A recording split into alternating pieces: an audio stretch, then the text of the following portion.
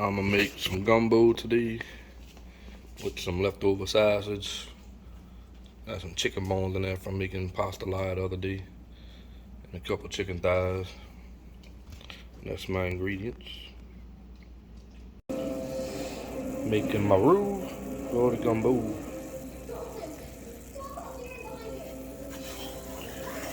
Keep stirring it. Don't let it stick. Keep it mixed till you get a nice dark chocolate color. And that's the color you're looking for. We're gonna add vegetables to it to start hydrating it before we add it to the water so it don't end up clumpy.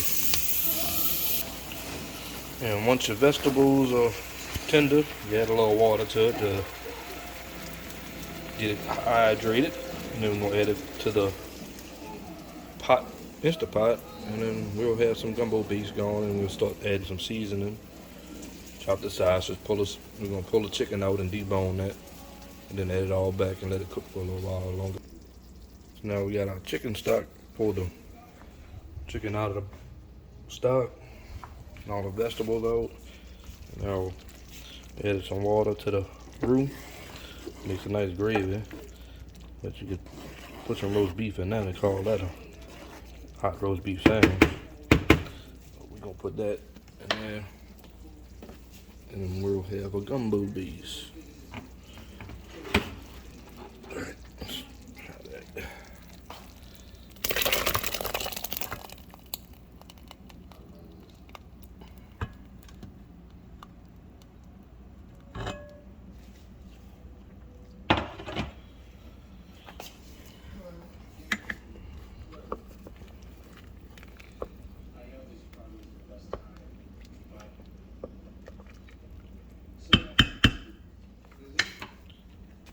And we're gonna let that cook for a little while. It don't need to cook long, just cook that stock.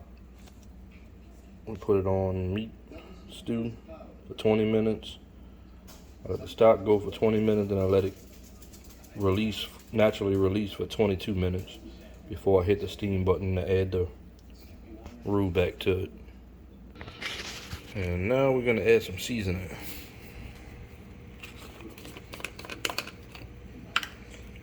I really like this roasted garlic. Add some roasted garlic to that. A little Creole seasoning.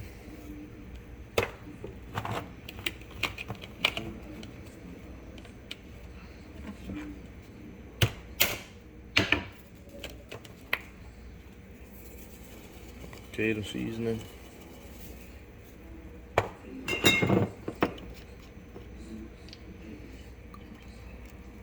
Hot sauce.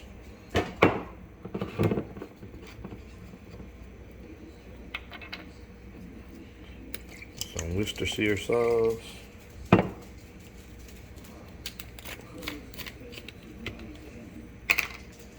little onion powder.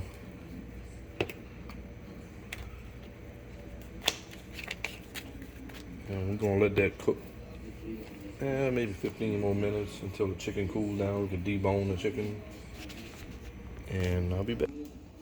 Let chicken debone, all the sausage cut up. I'm gonna add them to the pot. And now that we got everything in the pot except for gumbo filet, I like to let it come to a boil, cook for about another 15 minutes.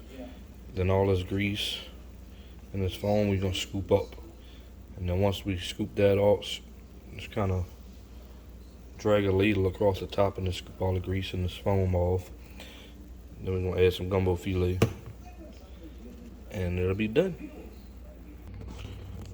So after having it on saute for a little while, it boils a little heavy, a little hard. So switch it to slow cook, and what that does is lets the oil all come to the top. And you just take a little ladle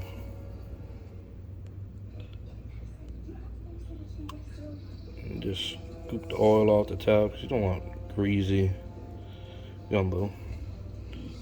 See, it's in there. And I just put it in a bowl, and when I go to get rid of it, I dump it outside or soak it up with a top rag or paper napkin. Throw it in the garbage. But I'm gonna just keep doing that until I get all the oil off of it. Then we'll add the gumbo filet. Let it boil for about another 5 minutes and then be done. Alright, get as much grease as we can out of there. You can see it's a good bit. The reason I do that, besides not wanting to eat all that grease, is the gumbo filet gets mixed in with that, and it wants to float on top. I don't really want to get all up in your gumbo. I'm gonna add gumbo filet. Not that much. Now I'm just gonna let that get in there.